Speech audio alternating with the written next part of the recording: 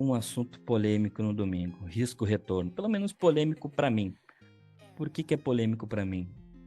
Porque tem algumas coisas que eu acho que não são tão fáceis como o pessoal prega por aí, né? E talvez eles preguem desse jeito porque eles não estão vivendo o mercado como realmente a gente vive aqui no dia a dia.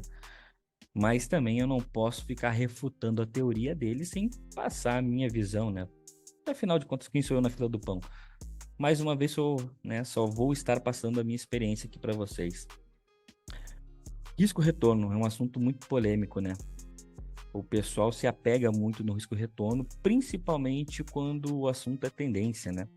Às vezes eu vejo umas besteiras comentadas por aí que, né, se você opera a tendência, não precisa se preocupar com taxa de acerto, porque você pode errar 2 ou 3 operações e quando acertar a quarta, você vai pagar todos os stops e ainda vai sair no lucro, né? Isso é muito bonito na teoria, só que na prática a teoria é outra, isso eu sempre falei, né? E outra coisa que eu sempre falei também de você, né, conversar com o mercado, entender a situação que você se encontra ali para saber se não é melhor você ir colocando o lucro de uma operação no bolso, né, ao decorrer do caminho até ser o 2 para 1, 3 para 1, 4 para 1, né, para você não sair de mãos abanando, né? Que é extremamente frustrante também a gente entrar em uma operação, a operação andar a favor, a gente sair, né, quando menos mal no zero ou pior ainda sair no stop, né? Então vamos lá, passando a minha visão rapidamente aqui para vocês.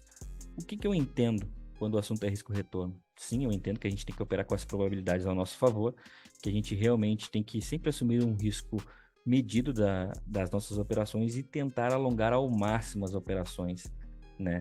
Eu não gosto de pregar alvos, né, nas minhas operações. Claro, se tiver, poxa, um mínimo e máxima da semana e está confluindo com alvo de FIBA, poxa, um belo ponto para você realizar uma parcial, tal, com pouco contrato ainda sair com todos os contratos, finalizar a sua operação.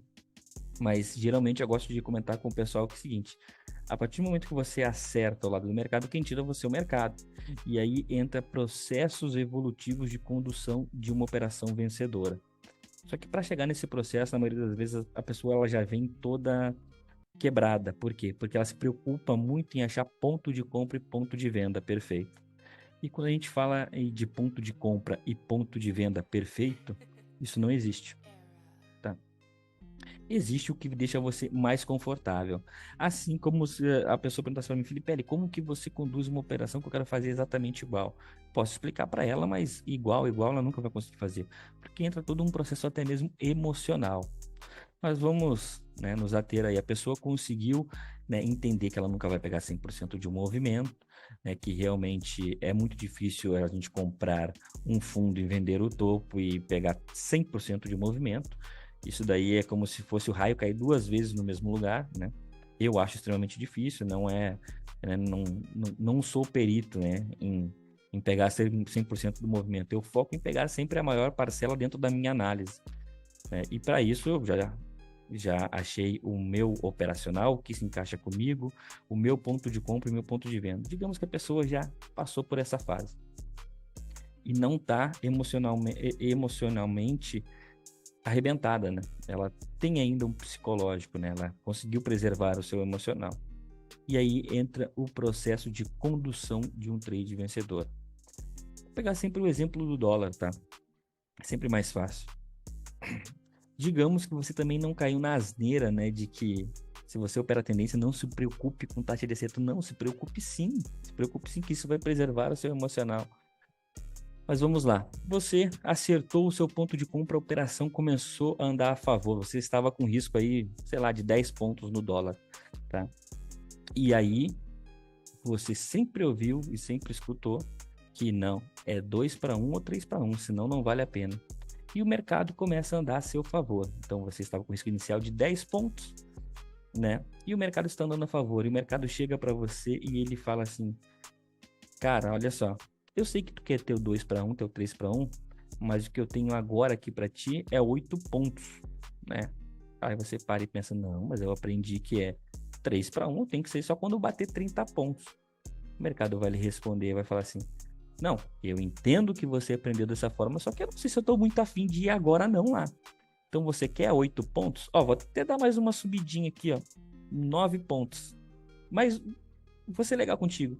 10 pontos. Então, 1-1. Você quer? Aí você, não, eu aprendi que eu quero é 3-1.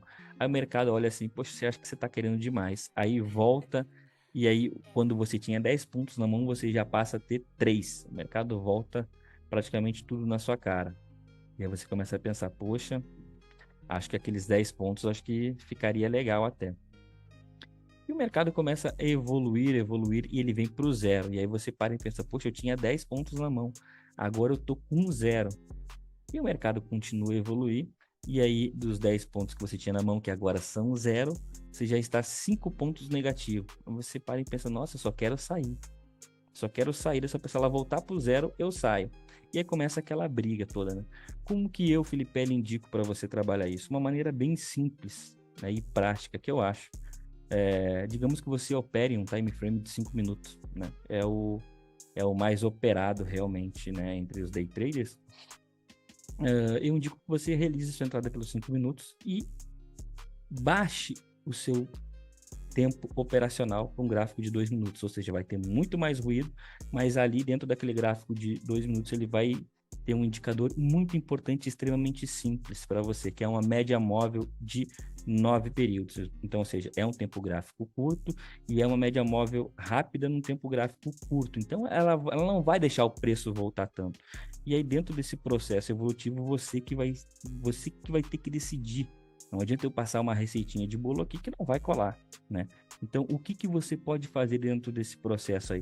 Realize a sua entrada pelo gráfico de 5 minutos e a partir do momento que a sua operação ela bater 1-1 do risco, você baixa para o tempo gráfico de 2 minutos, né? Indico que você realize sempre uma parcial quando bater no mínimo uma vez o seu risco retorno, se você está operando mais de um contrato, e conduza esse um contrato pela média móvel de 9.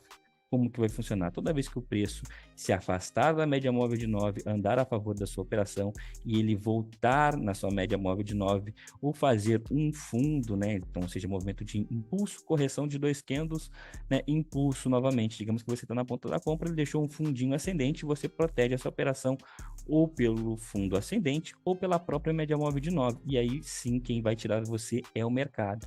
E mercado em tendência, uma coisa é fato, ele vai andar. Se você conduzir de maneira técnica, sim, fica muito mais fácil de você pegar uma operação aí de 10, 20, 30, 40, 50 pontos, mas de maneira técnica e sem deixar dinheiro na mesa.